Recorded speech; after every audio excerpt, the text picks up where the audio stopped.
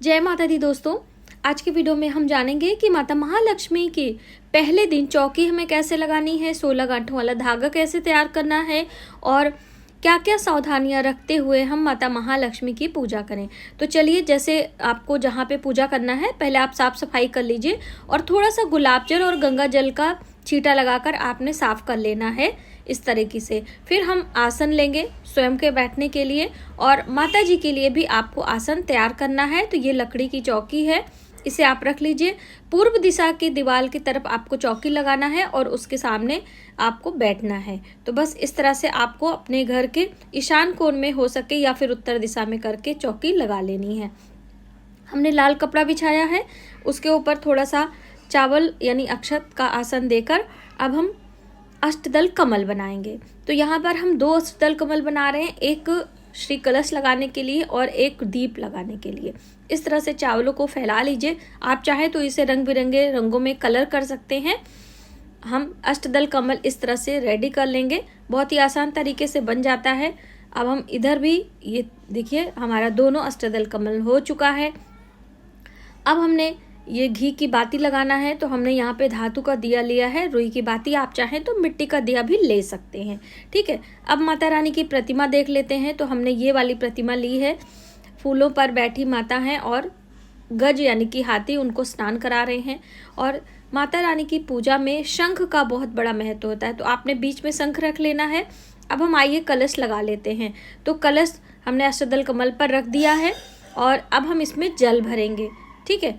जल के बाद हमें क्या क्या विशेष चीज़ें डालनी है जो कि माता महालक्ष्मी की पूजा में होता है, तो हमने ये सबसे पहले एक एक करके हम आपको दिखाते हैं। ये है चांदी का सिक्का, चौकोर वाला भी आप डाल सकते हैं, साधारण दुर्बा घास है, हल्दी की गांठ है, सुपारी है और ये लौंग, इलायची, कमल गट्टा, इस तरह से सभी चीज़ें आपको इसमें डाल देनी है। चावल यानी अक्षत वगैरह आप ना डालें, फूल ना डालें। और ये है गुलाब जल, क्योंकि ये सारी चीज़ें 16 दिन में सड़ जाती हैं, फिर वो ठीक नहीं रहता है। अब हम इसमें पंच पल्लव लगाएंगे। तो हमने आम के पत्ते अशोक के पत्ते लगाए हैं, आप आम के पत्ते भी लगा सकते हो। चावल से भरा पात्र रखेंगे।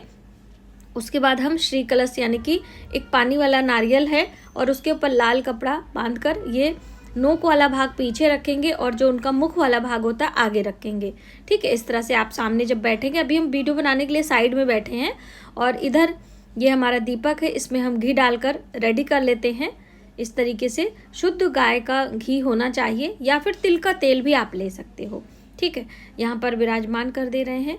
अब इधर से कैमरे को लगाते हैं और सभी चीज़ों को चौकी पर आपने रख लेनी है। घंटी पूजा की, मंत्रों का जप करने के लिए माला है, शंख है, यहाँ पर गौरी गणेश हैं और ये है माता रानी का मतलब दीप पूजन करने के लिए हम सिंदूर रख लिए हैं, हल्दी, कुमकुम, अक्षत और जल।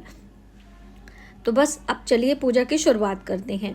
भगवान गणेश का नाम लेते हुए सभी चीज़ों को दुर्बा घास से शुद्ध करेंगे, क्योंकि आज पहला दिन दुर्बा अष्टमी का भी होता है, इसलिए दुर्बा घास का बहुत महत्व है। तो आप दुर्बा से स्नान भी करिए और दुर्बा से अपनी चीज़ों को शुद्ध करें।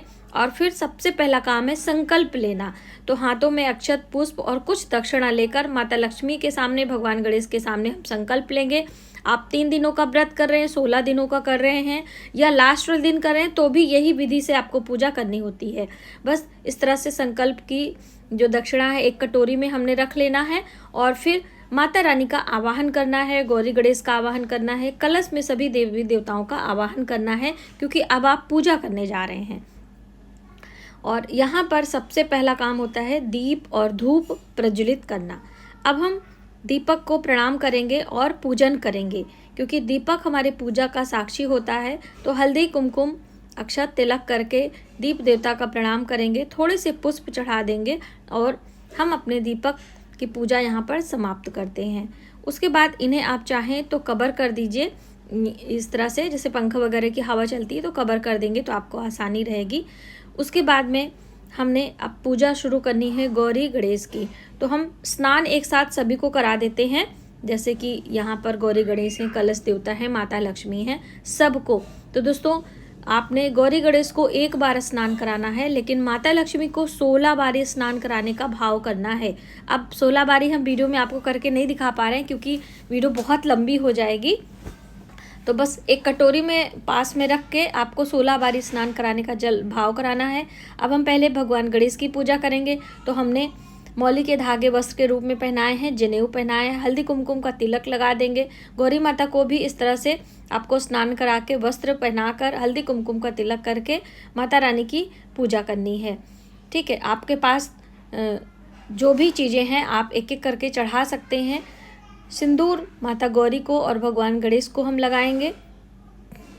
5 बारी 7 बारी आप सिंदूर लगा सकते हैं। पुष्प चढ़ाएंगे। यहाँ पर हमने इत्र लगाना है। तो ये देखिए हम कपड़े में यहाँ पर इत्र लगा दें। आप चाहें तो थोड़ा सा रुई में भर के भी आप इत्र रख सकते हैं। यहाँ पर पात्र में मैंने सोने का बर्तन मतलब कटोरी में सोने की अंगूठी रखी है, उसका भी पूजन करना है। शंख का भी पूजन आपको करना है हल्दी कुमकुम से। तो ये पहले दिन पूजा बहुत आवश्यक होती है। अब इसके बाद कलश में लगे पत्तों पर हम हल्दी कुमकुम लगाएंगे।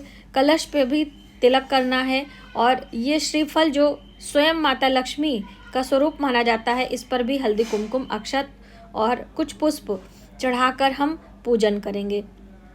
तो ये पहले दिन करते हैं। अगर आखिरी दिन आपने चौकी लगा रहे तो भी सेम प्रोसेस आपको फॉलो करने हैं।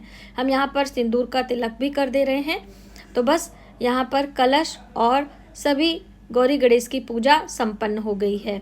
अब प्रणाम करके हम माता लक्ष्मी को टीका, चंदन और पुष्पमाला और उनका श्रृंगार करते हैं। तो स्नान हमने पहले ही करा दिया। ये देखिए हमने यहाँ पर माता को वस्त्र पहना दिए हैं। अब हमने इस तरह से देखिए 16 पुष्प ना होकर एक माला आपको 16 बार इस तरह से भाव माला चढ़ाने का करना होता है। इसी तरीके से आपको हल्दी कुमकुम का जो तिलक लगाएंगे वो भी आपको करना होता है। ठीक है, तो अच्छी तरीके से माला को हम पहना देंगे यहाँ पर और फिर ऊपर से हम चुनरी को उड़ा देंगे। तो आप कोई भी माला ले सकते हैं गुलाब की, गेंदे की, और फिर हम भोग लगाएंगे। तो भोग हमने भगवान गणेश के लिए भी रखा है और माता लक्ष्मी के लिए भी रखा। आप चाहें तो एक पात्र में भी रख सकते हैं। कुछ मौसमी फल हैं, दूध से बनी मिठाइयाँ हैं, यहाँ पर हम भगवान गणेश के पास में रख दे रहे हैं। यदि चौकी आपकी छोटी है तो आप पास में भी रख सकते हैं। और यहाँ पर माता लक्ष्मी के लिए है, कुछ ड्राई फ्रूट्स हैं वो भी मैंने रख लिए हैं। अब जल घुमाकर यह सामने हम रख दे रहे हैं क्योंकि पास में बहुत जगह नहीं है। तो चौकी के सामने ही आपको इस तरह से भोग प्रसाद हमेशा जब भी किसी देवी देवता को चढ़ाएं तो इस तरह से आप रख सकते हो। ठीक है, फिर हम जल का घेरा बनाएंगे और माता से और भगवान गणेश से आप प्रार्थना करेंगे कि हमने जो भी आपको भोग नैवेद्य निवेदन किया है वह सब स्वीकार करें। और माता लक्ष्मी को 16 बार निवेदन करके इस तरह से भाव करेंगे। तो बस इस तरह से आपको 16-16 की संख्या में पुष्प, माला, चुनरी, स्नान, टीका, चंदन का भाव करना होता है। तो बस अब ये देखिए आचमन भी आपको 16 बार ही कराना है जब आपने 16 बार भोग लगाया है। तो यही करने में थोड़ा सा प्रॉब्लम होती है। आप चाहें तो एक बार भी कर सकते हैं। यदि आप मतलब आपका स्वास्थ्य अच्छा नहीं है, आप नहीं कर पा रहे हैं, तो एक बार करके माता रानी से 16 बार मन ही मन मानसिक विधि से माता रानी का पूजन करने का भाव कर सकते हैं। तो ये कटोरी आप ज़रूर रखिएगा वरना आपकी चौकी गीली हो जाएगी।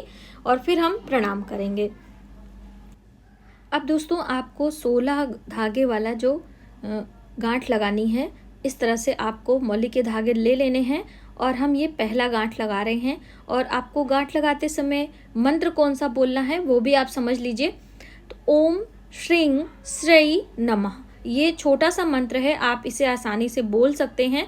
या फिर आप माता लक्ष्मी का जो बीज मंत्र है वो भी बोल सकते हैं। बीज मंत्र ओम श्रीं ह्रीं श्री कमले कमलालय प्रसीद प्रसीद श्रीं ह्रीं श्री महालक्ष्मी नमो नमः, इस तरह से ये मंत्र है। अब हम गांठों को एक बार चेक कर लेंगे कि 16 है, 15 है, कभी कभी एक्स्ट्रा भी हो जाता है। तो इस तरह से 16 गांठें ही होनी चाहिए। अब इन्हें आपको सामने रखकर थोड़ा सा अभिमंत्रित कर लेना है। हल्का सा जल, हल्दी कुमकुम का तिलक, अक्षत, पुष्प लगाकर माता रानी का मंत्रों से आपने इसे बनाया है तो इसे आपको थोड़ा सा अभिमंत्रित कर लेना है। धूप दीप दिखाकर हम प्रणाम करेंगे। उसके बाद इन धागों को आपको अपने हाथों में बांधना है, लेकिन उससे पहले माता रानी का श्रृंगार आप कर दीजिए। तो जो पहले दिन हमें श्रृंगार चढ़ाने हैं वो आपके पास जो भी है वो आप लेकर 16 बार चढ़ाने का भाव कर लें, या एक एक सामग्री 16 सामग्री आप चढ़ाकर चौकी पर रख लीजिए। देखिए चौकी छोटी होती है तो आप कुछ चीज़ें रखकर कुछ साइड में भी रख सकते हो। तो यहाँ पर हमने एक साथ प्लेट में सभी चीज़ें रख दी हैं और यहाँ नीचे हम व्यवस्था करके रख ले रहे हैं।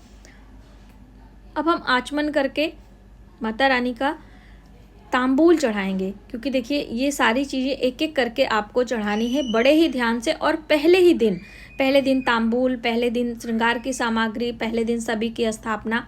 तो ये 2 लौंग, हरी इलायची, सुपारी, पान के पत्ते पर रखकर 16 बारी इसे तांबूल यानी कि मुखवास भी आप कह सकते हैं, ये माता रानी को चढ़ाते हैं। अब हम गौरी गणेश को भी सेम प्रोसेस करेंगे, यानी कि पान के पत्ते पर लौंग, इलायची और सुपारी। आप चाहें तो गुलकंद भी रख सकते हैं, ठीक है।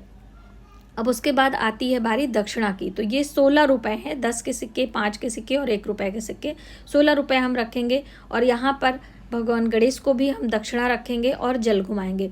यहाँ पर घंटी बजाकर आपको अपनी पूजा में प्रणाम करना है। यहाँ पर स्नान, भोग, श्रृंगार सभी चीज़ें आपकी संपन्न हो चुकी हैं।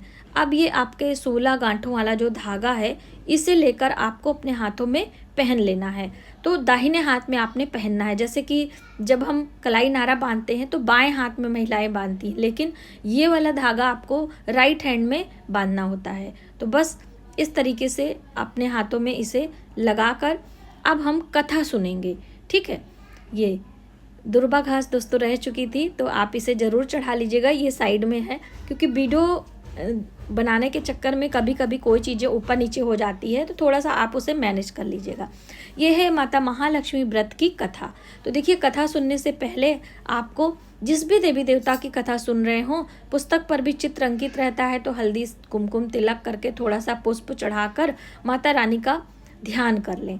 अब उसके बाद आपको हाथों में अक्षत लेना है, पुष्प लेना है और दाहिने हाथ में लेकर बाएं हाथ से आपको इसे ढक लेना है। ये कथा सुनने के नियम के अंतर्गत आता है। जब भी आप स्वयं पढ़ें तो अपने पास में इस तरह से लेकर आपको रख लेना है। अब पुस्तक में सभी विधियां दी गई हैं। तो यहाँ पर ये है महालक्ष्मी व्रत की कथा। तो इस तरह से दोस्तों आपको अपनी कथा को यहाँ पे पढ़ना चाहिए या सुनना चाहिए। इसके बाद फिर हम माता लक्ष्मी के मंत्रों का जप करेंगे। तो आपने जप माली लेनी है, लेकिन मैं आपको जप माला करने का तरीका बता देती हूँ और मंत्र भी, जिससे कि आपको आसानी हो।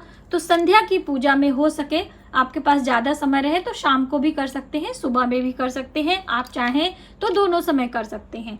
इस तरह से अपने मनके को मिडिल फिंगर में रखकर अंगूठे की हेल्प से आपको इसे नीचे सरकाना होता है एक एक करके। इस तरह से ये वाली उंगली कभी भी माला में और छोटी वाली उंगली कभी भी माला में टच नहीं करना होता है, वरना हमारा मंत्र सफल नहीं होता है। तो बस इस बात का ध्यान रखें। सुमेरु को आगे रखेंगे और इस तरह से ओम श्रीं ह्रीं श्री कमले कमलालय प्रसीदा प्रसीदा श्रीं ह्रीं श्री महालक्ष्मी नमो नमः एक मंत्र बोलेंगे और मलका सरकाएंगे।